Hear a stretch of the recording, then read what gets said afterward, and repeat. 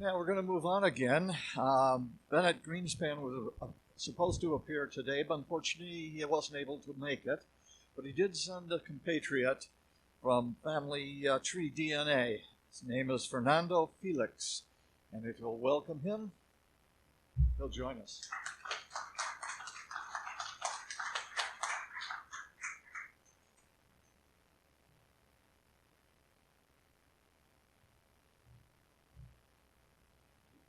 Hello, everyone. Can everyone hear me? Okay. My name is Fernando Felix. I'm with Family Tree DNA. I work directly with the group projects team. So we're the support team for research projects that we host through Family Tree DNA. Today I'll be talking to you a little bit about the basic tests that we offer and the group projects that we host as well. Let's see. Okay. Do have a presentation up there. I'm not sure if everyone can see. To start with the basic tests, we offer autosomal, mitochondrial, and Y-DNA testing. The first one is our autosomal DNA test, which we call the Family Finder. This one is composed of autosomal DNA that comes from both parents. So we each receive roughly 50% from each of our parents. It's what accounts for our physical characteristics, and it's the only one of our tests that can provide us with our ethnicity estimates. Both genders can take this test, and you will receive a full list of matches. So anyone in our database that matches you genetically, you'll have a predicted relationship range, which is attached to each of these matches. So you'll know if we estimate them being first, second cousin, third, fourth, full sibling, half sibling, etc. The next one is our mitochondrial DNA test. The mitochondria is essentially the powerhouse of the cell. So it's carried by both genders, but it's only transferred down by the mother. And because of this, it allows us to trace the maternal side of our heritage exclusively. There's no male influence on that one. You receive a list of matches as well, but instead of having a predicted relationship range there, it's going to have a genetic distance. So it's going to tell you essentially how many mutations don't line up with that individual, which can let you know how close of a match that person is and see if it's worth pursuing. Instead of your ethnicity estimates with this one, you receive what we call a haplogroup, and that delineates your ancestral migration patterns, so how our maternal ancestors have moved throughout the world. Similarly, our Y-DNA test, this one is actually only available for males. We have females will carry 2 X chromosomes, and males will have an X and a Y chromosome. Because of this, the Y chromosome is only passed down from father to son, and that lets us focus on our father's side only. It'll go from that individual to their father, and so on. 0 female influence there. It also only provides a genetic distance instead of a predicted relationship range, which allows us to know which one will be closer and worth pursuing. You're able to contact all of your matches in our database. With the ancestral migration patterns there, those feed into our group projects really well, just because a lot of people, especially when relating to surnames, need to focus on that male line, since the surname is historically attached to males only. So that brings us to the group projects. Now, what are group projects? These are research projects that are hosted by Family Tree DNA. They're run by our volunteer administrators. These are administrators that have a lot of experience researching either a specific surname or a haplogroup or a geographic region. It allows for members to be part of a group that is focused on research that they're more interested in. So instead of looking at just a list of matches and trying to figure out what you're going to do with them, you can join these groups to communicate with the administrators. They will allow you to, or help you choose more tests to take, see if it'll be beneficial to run certain upgrades on the Y-DNA, or if you've only tested family finder, mitochondrial, to order another test and use them together to try to further your own research. So within the group projects, we have a lot of different focuses. The main ones are our surname projects, our haplogroup, our geographical, our family finder, and our private projects.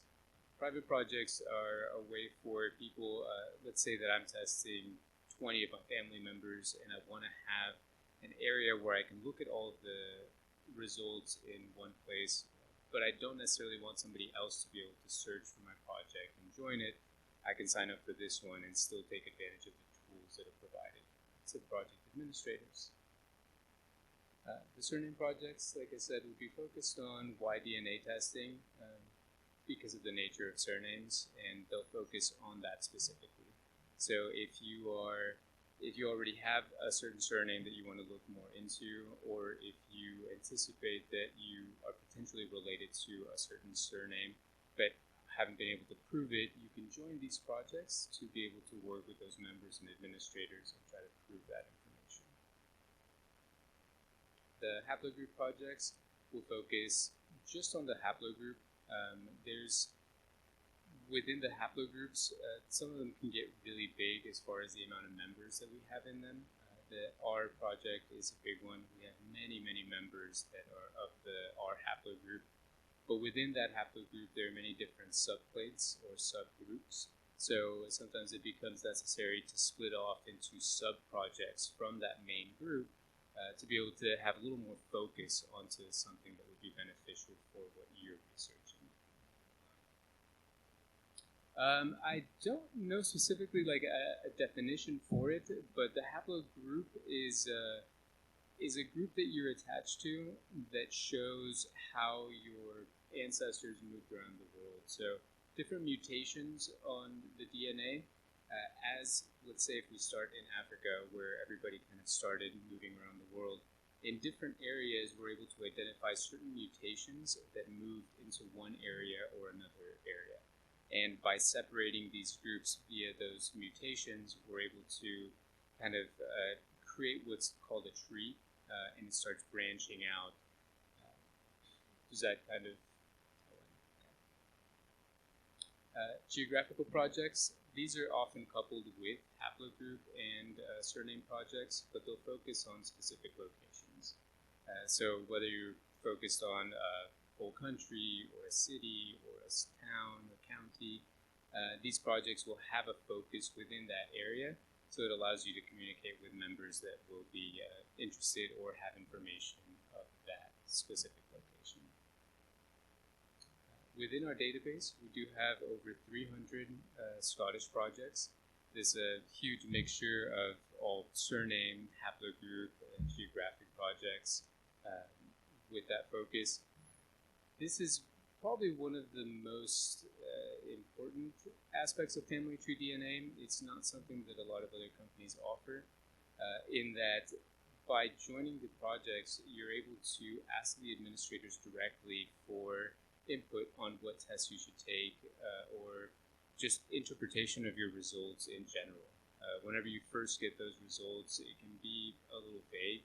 You just see a list of people that we know you're related to, but how is that important to you? We don't really know. So by joining these projects that are run by the individuals that have focused on the type of data you're looking at within the parameters you're looking for, being the surname or the location or haplogroup, you get a much more individualized analysis of your results.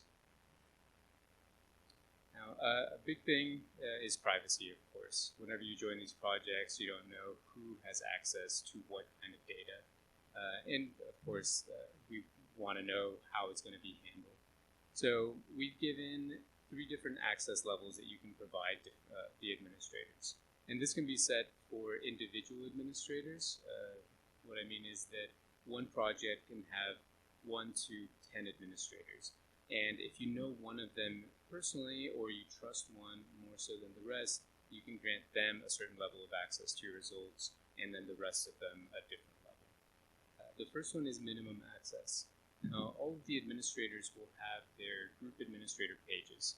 It's a page dedicated to them being able to look through the results, group members together, and with minimum access, all they see is your name, your kit number, email address, the values that the DNA results provide, but that's it. So they can still group you with other members, they can still answer some questions, but it is limited in what they can see. With the limited access, however, the middle level, that one allows them to actually navigate over to your family tree DNA page. So the same way that you would sign into your account, they can click on your kit number and go to that page, but it'll be formatted in a read-only way. So they can't make any changes whatsoever. The contact information will be hidden, so there's limitations to what they can see, but they can browse through all of your different matches, the values, and use the tools that are available to you on your personal page. The advanced access is kind of what it sounds like. It's all access level for the administrators. They're able to go into the account and make changes to the email address. They can add tests to the different accounts. Excuse me. This is beneficial for a lot of members who they know the administrator and they are not particularly computer savvy, or some members that actually don't have access to computers regularly and will just go to the library to access it. By giving the administrators advanced access, they can then just communicate with the administrator and say, hey, I need you to change my password, or things of that nature. But another benefit is that the group projects will all have general funds to them that members can donate to. And a lot of these projects are so invested in the research that they're doing that they'll actually sponsor a lot of tests. But the way we have it set up right now is that they, or you as a member, would need to contact us and let us know that it's okay for them to order those tests. In order for them to do that, with advanced access, they can just sign into the account, place the order, pull the funds from the project, and then just let you know once the results are posted. So that can be very beneficial. One thing to note about that is that if they place an order, it's not that you would be automatically billed for something. So they can't just add charges to your credit card. First of all, we don't save any of that information, so it wouldn't be possible. But it would just show up as an ordered test that's unpaid. And then you could then make the payment if you want to, or let us know, hey, actually, I didn't want this test. Let's go ahead and take it off of the account. Our administrators are, of course, held to guidelines that we've set forth for them. They have to accept when they become administrators. So if at any point you were worried about how your data is being handled, or if an administrator does or says something that you feel is not in keeping with the way family tree DNA is run, you can always give us a call, send us an email. We'll be more than happy to go in and address those. We take those matters very seriously. And I'm happy to say we don't run into that very often at all. But it does outline the different things that they can do with the data that they take from the members that appears on their page and things of that nature. But having said that, if you have any questions specifically, I'll be happy to answer.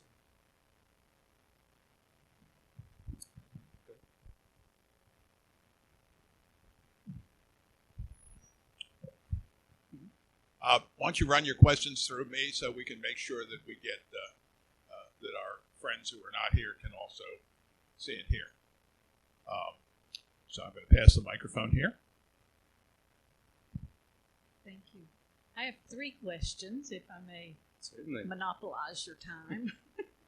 First of all, is it okay, or can you accept DNA information from another provider, i.e. from Ancestry? Can Ancestry DNA information be sent to Family Tree? Absolutely. Right now we accept transfers from Ancestry, 23andMe, and MyHeritage. Depending on where you've done your DNA testing, if you have information from a company that's not currently advertised as being accessible to transfer, you can always send us an email, and depending on the company or the type of data that they have, we may still be able to work with you. Second question.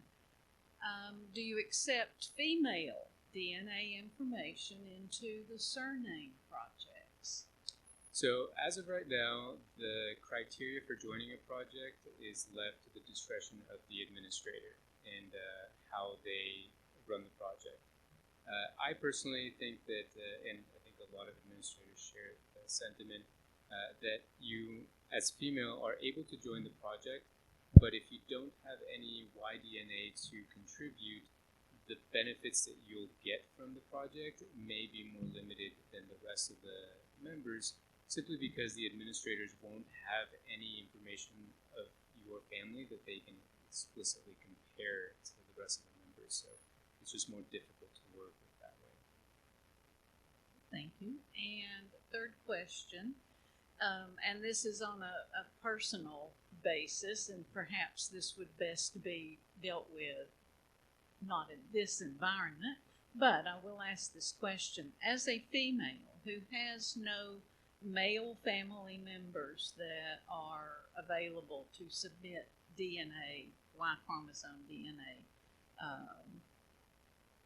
information or a sample, what would you recommend to that female that she be able to obtain more surname information? Well, that's hard to say. If there's no one in the family that you can resort to provide samples to run a test, even if they're cousins or uncles and things like that, your best resource might actually be to just reach out to the administrator. Whenever you search for our projects, all the administrators of those projects are listed and the emails are there. So if you send them an email and tell them exactly that, listen, I'm very interested in, following my history here. I know that my heritage lies somewhere in this surname. This is what I have. This is what I would like to know. What do you think we can do to move forward? They, having the experience within that project, may be able to guide you a little bit more into what may be most beneficial for you. I don't think Fernando mentioned it, but there are the surname projects are listed on the website. You can go to their website, see what they are. Many of them from all ethnicities around the world. But there are about 300 Scottish surname projects listed there. Most of the clans, Highland clans, a lot of lowland families, a lot of border families, and a number of them have had the chiefs contribute their DNA as markers to the study. Not all by any means, but a lot of them. So take a look on there. If you're interested in this, take a look at the surnames. Go and see if a Scottish surname that you're connected with is on there. Chances are pretty good.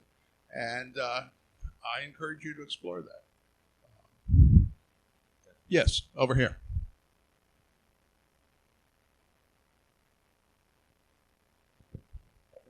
Fernando, this goes beyond the privacy question that we have here, which is limited to just access for the plans and that, or the surnames.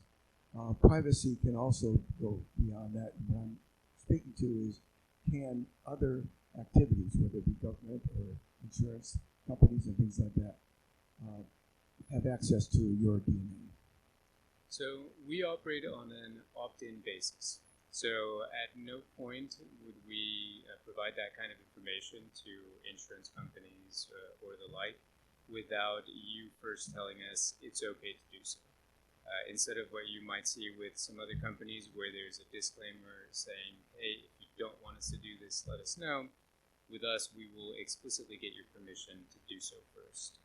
To my knowledge, at the moment, we don't provide any information to health insurance companies or anything. The obvious question is, it could affect health benefits and things like that. Absolutely. No, and we certainly understand the concern there. We do receive a lot of those questions just generally when people call in, and the answer has always been the same. Again, to my knowledge, none of that information is ever promulgated to anyone outside of family tree DNA. Anything that is used outside of what you see in your results is anonymized, if I'm saying that correctly, and it's used for more academic research that's done within the company, so it's not anything that's going to be sent outside. I think the only exception to that is explained by Bob McLaren at the conference that we met at, was if the FBI has a legitimate law enforcement question, they do comply with that, but that's it. Correct. And the reason why I didn't mention that in response to your question is because it's not information that we will just send out or sell to the FBI. We've instilled certain protocols within the company, certain pathways that they have to go through in order to do that. But even in that scope, within your settings, we have an opt-in or opt-out of law enforcement matching. So if you want no part of that in any way, simply go into your account settings, click on that, and you'll be removed from those matching possibilities. Fernando, I have taken the family tree DNA test, and it did successfully connect me to my first cousin, which I knew and hoped was the case.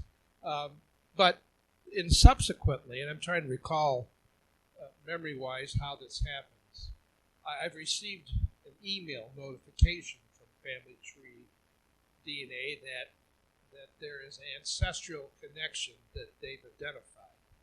I will go to the email and I'll go to the piece, and it will show a name, and which is not related. The name is not my surname. And then there'll be a series of names attached to that name, none of which show up in any of my genealogical database. And I asked myself, well, what use was that? What am I missing?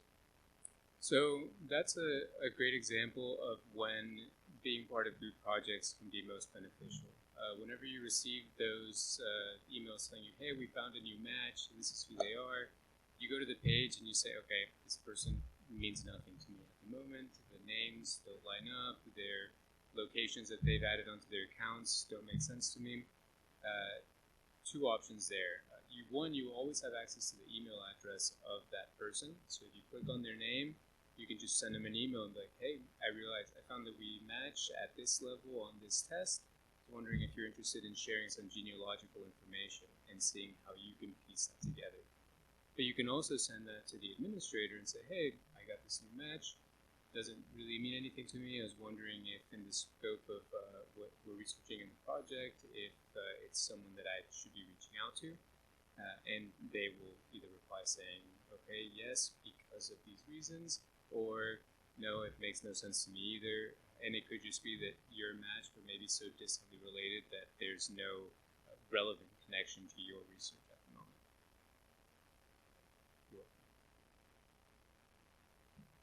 I was tested maybe 10, 15 years ago for the Y DNA, the male side, with Family Tree. And I started out with some of the lower level testing, which is also the lower price. And eventually, over the years, kind of upgraded. And finally, I said, that's enough. I went with the big Y test, the most expensive, most thorough testing. And I think it's really worth it if you're going to get into it. Don't fiddle around with some of the low-level testing. For example, when I first tested low-level, my matching list on the website, it seemed like I was matching with half the population of Europe. Yeah.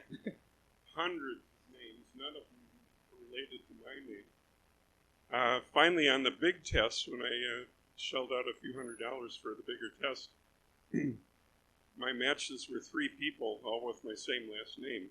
So the more detailed, more expensive tests kind of refine and specify more. So I think it's really worthwhile. Well, something to say to that is while the more expensive tests tend to be more thorough in whatever they're going to be researching, it's not necessarily for everyone to just jump into the most expensive test. In my experience with the company, we've never recommended to just go all the way through. There are cases when we have people that don't have any matches. So if you have taken the Y67 test, for example, and don't have any matches there, then upgrading to the Y111 will likely not be beneficial for you at the moment as far as STR results are concerned.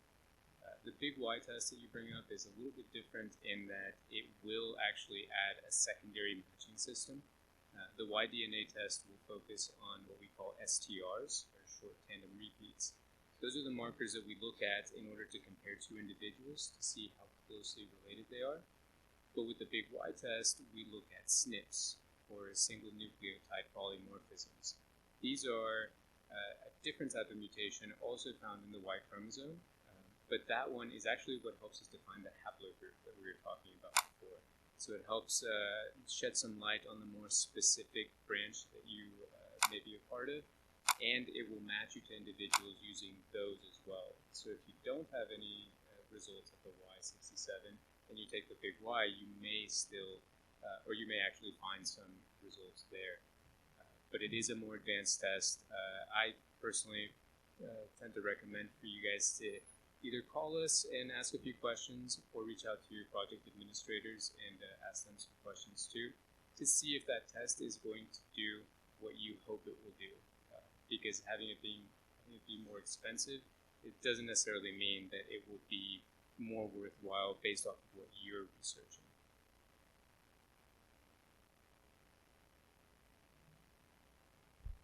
I'm a brand new group administrator. I'm so confused. I get a lot of notices from Family Tree DNA, particularly about mtDNA matches. How is that helpful to my Y surname group project? Or what's that? Well, I know your opinion, but I'm going to grab you later. But I've been getting a lot of these emails. I'm not quite sure. I understand the Y. I got the haplogroup. I got all of that. What's the relevance of an mtDNA match within my Y DNA group? Well, potentially no relevance, depending on So yeah, it's not that you're missing anything, and that's why when we talked about the surname projects, they tend to be Y DNA focused, just because there is that separation. Surnames have historically been attached to males only, and so putting in the female line into that research could potentially confuse things, or it just may not add anything that's particularly beneficial. I will say that mitochondrial DNA in and of itself is a little more difficult to work with in general. The mitochondria has a tendency to mutate very slowly as time goes on, and without having those mutations to basically outline the passage of time, you can have an exact match at the full mitochondrial sequence, but have that common ancestor still be very, very far back. So, as in thousands of years. Yeah, absolutely. It certainly can. For your situation in particular, all administrators in their settings are able to select which types of emails they receive. So you can go in and just deselect all the mitochondrial, so you don't have to worry about those influx of emails. Fernando, thank you so much. Great discussion. Question: what's the size of the sampling that Family Tree has in your database in terms of people that have submitted? I know that we're over 1 million testers now. I don't actually know the figures off the top of my head, but if you're interested, after this talk, I can look that up for you and get those numbers. Statistically significant. Yeah. The other question, with respect to the administrator, what is the profile or the typical makeup of an administrator? What's their involvement? Are they involved with a specific surname? They're a researcher, genealogist working on a surname, and they're therefore an administrator that wants to gather more data? Is that how I'm perceiving it? Well, it'll range anywhere from an individual that has had no luck trying to find more information about their surname, and they open up this project to try and get more people, get more data, and make some significant progress into that surname, to more involved like clan leaders and people like that who already have quite a bit of history and experience into a particular surname or location or haplogroup, and they're just looking to expand or help other people within that specific project. Is that kind of okay? I have several questions. My son took the Y DNA test because I'm a genealogist and I wanted to follow the line back to Ireland after he called. In 6 years, he did the 67 marker. In 6 years, he had one match at 37, nothing over it. That doctor was very good and answered my email. The name was Lister, so there was after parental consent. I think back in the 1800s, son's test came out with a 0 on one of the markers. I've never seen that. On what? Can that be a mistake, or is that something that comes up fairly often? And not the genetic distance, but the actual value for that The marker. actual value in that particular marker. It is something that comes up every now and then. It depends on the type of mutation that occurred within that particular STR. But if you're concerned about that being the issue within all the matches, you can always send us an email or give us a call, and we'll always send it over to our lab and our data assurance team just to make sure that there wasn't any kind of error with the test. Typically, it goes through a lot of quality control and quality check tests, so it's not often the case. But we stand behind the data we provide. So any questions you may have on it, we will verify. If this is why we got this value, or okay, there was something going on with this test, and we have to do a manual read. I've updated it and provided it for you. My other question is that I was able to go on your project for the name of Lester, which also included Lister, and I was able, because I had my son's DNA result, to compare it to the ones that were on there and figure out which one was the one that matched him. I tried last night to find that, and I can no longer find the results available to me on the internet. Were some of those pulled off from being public? Some of them might have been pulled off. Some of them, if there's no administrator within the project, it will sometimes be made private so that it doesn't cause confusion to our members when they search for the projects and they see that there's all this information but no one's answering any questions or no activity has gone through. So there could be different reasons for that one. But you said you are part of that project, right? No. No? Okay. Would I be able, if I joined it, even though the surname was not listed to begin with, would I be able to go into it even so and be able to see the results? Definitely. I would always encourage you to, anyone that you think you're interested in, go ahead and join the project. A lot of the projects are open so that members, as soon as they click on it and join, they'll be given access. Some administrators, however, choose to be a little more selective, and they'll actually receive a request to join from you. They'll look at the test that you've taken, and then they'll reply with a welcome, this is more information we'd like, or we don't think you're good for the project because you don't fit these parameters, and they'll outline them for you. But the majority that I've seen are free to join immediately. Well, they're all free, but you can access them without having to submit that request. And if you submit a request and never receive a reply, again, feel free to contact us, and we'll make sure that the administrator is still active and hasn't been abandoned and things like that. Do you have to submit a Y-DNA test to be a part of it? Or can you be a part of it even though you don't submit it? For a lot of the surname projects and haplogroup projects, you will need to have a Y-DNA test to submit. A lot of the administrators do place that prerequisite on their project because, like what we were discussing over here, the mitochondrial DNA and autosomal DNA is not often very helpful in the research of that specific surname, so they choose to leave those out, but that will be on a case-by-case basis. So it'll depend on that specific But this project. would be a Y-DNA that has a different surname. Well, even with that, having the different surname, if you have the Y-DNA test, whenever you join, let's say that they reject your join request just because the surname, you can let them know, okay, well, this is why I believe that we fit this particular surname. They can then actually look at the values of the individual that you submitted as a Y-DNA test, compare them to the rest of the project. And if the surname doesn't match, but they see that the values are consistent with a lot of those members, then they'll know, okay, well, we don't have it as a registered surname, but there's obviously some connection here, so they'll allow that. I think we're going to have to wrap it up at this point, but Fernando, are you going to be with us for a little while? Definitely. And Fernando is going to be here. You can ask him some questions. I think he has some materials as well. And if you'd like to sign up for Family Tree DNA or upgrade your current involvement, he can take care of that for you. He'll be here for a while. I also encourage you to talk to Dr. Dury about something that he's, I think, made very, very clear, and Graham McKenzie as well, about the value of linking your DNA testing and traditional genealogical research, and why it's advisable to do both, because they're two sources of information that really help you to answer the basic question you're asking: who am I, where did I come from? So that's another whole subject, but discuss it with those two genealogists who we have with us, both of whom are proponents of DNA testing, but also can tell you why it's not the whole thing you want to be doing if you're serious about finding out who you are and where you came from. Thank you. Thank you.